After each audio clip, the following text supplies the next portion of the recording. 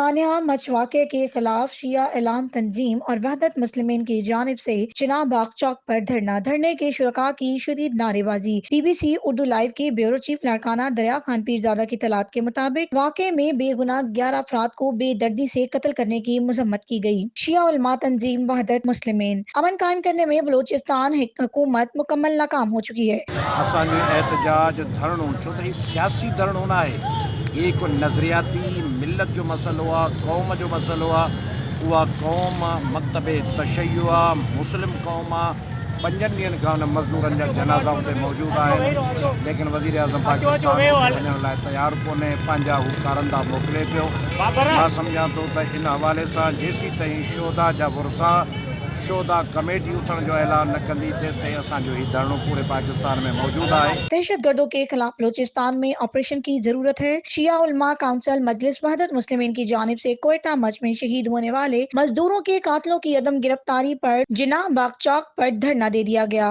अगर कोई शरीफ इंसान गरीब अचे तो भली 50 साल जो हुजे 60 साल जो हुजे, जेस ताईं 10,000 रुश्वत न ॾे हुनखां गंद खणायो थो वञे, ॿुहारी ॾियारी थी वञे।